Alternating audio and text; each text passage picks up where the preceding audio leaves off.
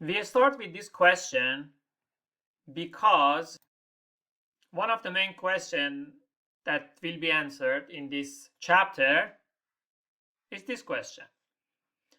Which one we should take? Company A borrows $1 million at 10% interest that leads to $100,000 interest every year. Company B raises $1 million by selling stock that leads to new owners. Now share profits.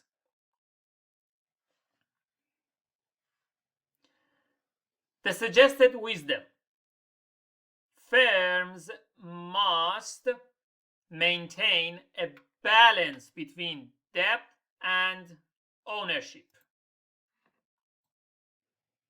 We will answer this question with calculations. So the documents we provide for supporting each of them will be based on reliable calculations.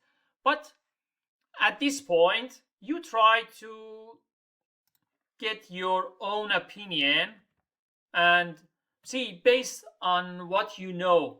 What's your preference here?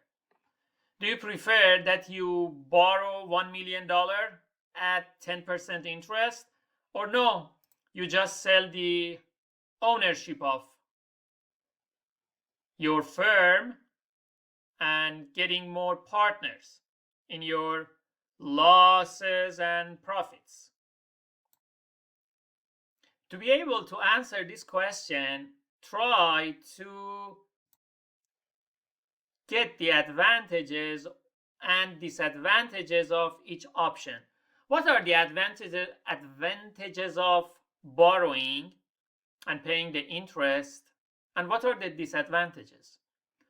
And for here, what are the advantages of getting partners and what are the disadvantages? And after that, you can think about it in a better way. We will answer all these questions, and I told you, both conceptually and also quantitatively. What are the differences between equity and the stock?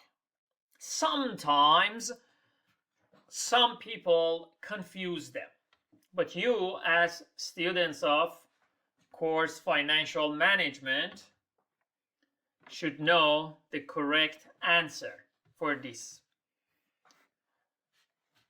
What is the difference between equity and stock?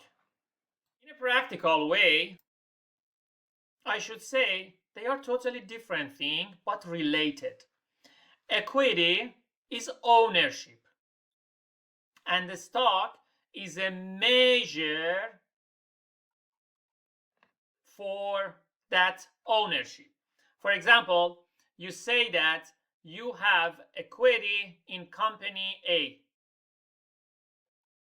And if you want to explain how much is your equity, you are going to say, for example, 1,000 stocks. So that difference between them should be understood. Because I have seen that sometimes when we are talking about, because we want to decide to take partners, sell the ownership, or borrowing money.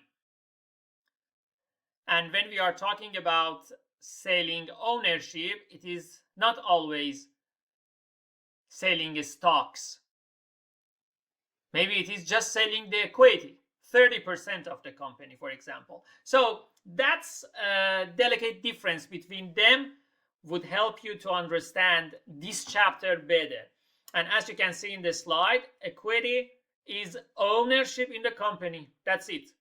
And the stock is a type of equity.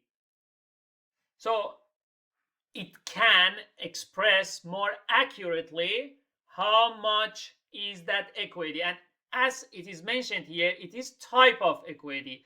Not everywhere, not always it is calculated in stocks.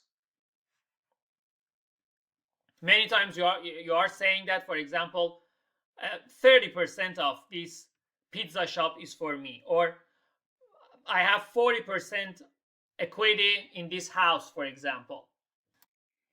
Most probably you are familiar with this slide, with this word dividend. And just as a quick refresher, the money that a company pays to its shareholders out of its profit. When there is no profit, there is no dividend, because there should be some profit or something that they are gonna pay share of that to the investor. And remember the word I'm using, dividend is being paid to the investors, not the lenders, because lenders get interest payment. And you may ask why part of profit may be shared between the shareholders, because maybe the company decides to reinvest profits. And that's the case also most of the time, because always companies need money to grow, to maintain, to make sure they can have their competitive status in future as well. So that means that they always need to be proactive, and the profit they receive, it's always a source of funding that part of things in the company. When a company sells its bonds, and now you are seeing where we are about to go, we are getting fast to be able to answer that question.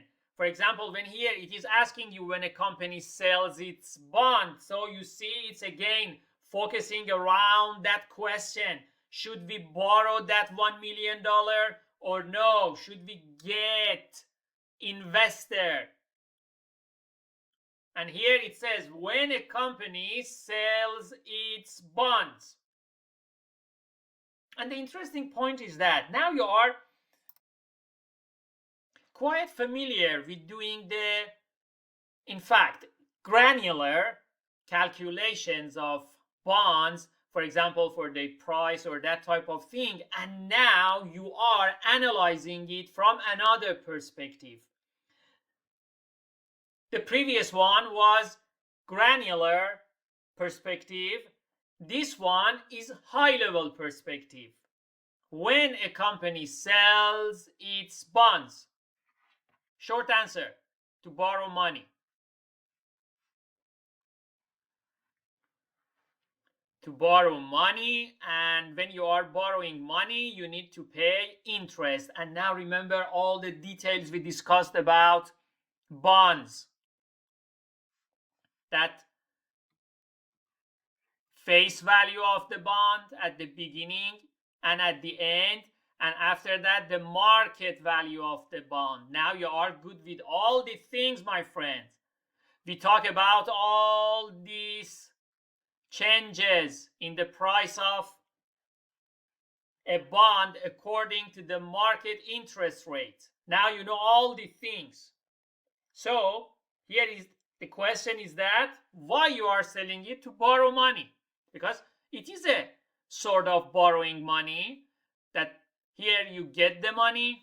If you want to consider the cash flow in your company, it would be that, because you get the money, and after that you start paying the interest according to the bond interest rate until the time the bond matures. And at the end you need to pay exactly the same amount on the bond. Here is an example. Imagine a company wants to build a new factory. They need money. Or buy expensive equipment. They need money. or expand its business, for all the things. And company doesn't want to sell the ownership, doesn't want to sell its stock, doesn't want to share its profit with anyone else. It borrows money and it pays the interest rate. And there are many reasons for that, my friend. If just I want to give you an example, if you want to get a house, do you prefer to borrow money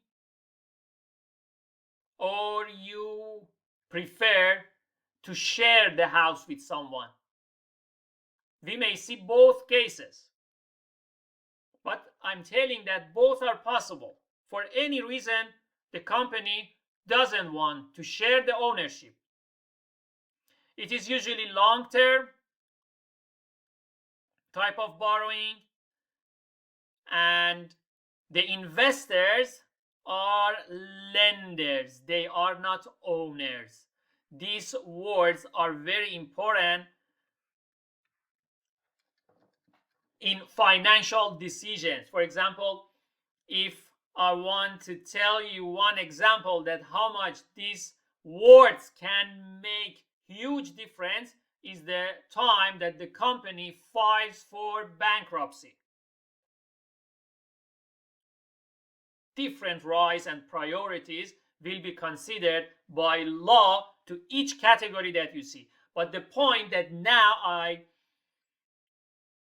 emphasizing on this word, remember, both are investors, but one investor is in fact lender whom you borrow the money from, and the other one is the owner. And it's a regular, it's a usual period. We have for bonds, 10 to 30 years. In continuation of the previous slide, when a company sells its stock, now it is on the other side. Again, imagine a company wants to grow, launch a new product, or expand, for example, globally, and they need big money.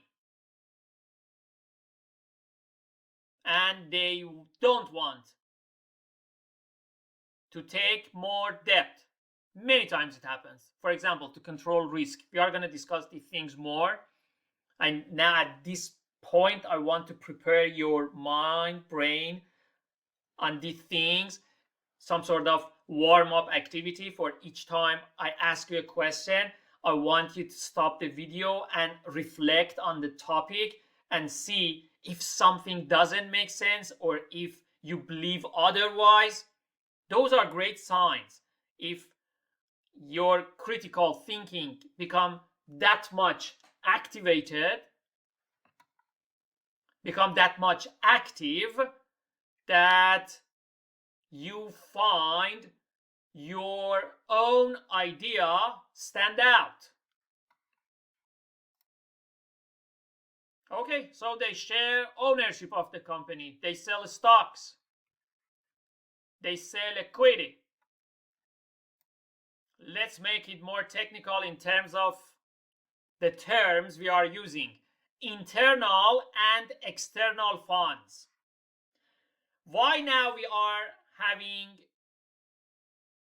internal and external funds? Because we have noticed that we are focusing on supplying, providing funds to our operations in our firm, in our company. So one way to categorize it, that's a very popular way of classifying funds, is doing so according to the fact that if they are internal or external. Now I want you to think proactively regarding this topic and guess, what is internal fund? What is external fund? We just heard about stocks, selling bonds. What are their place in this categorization?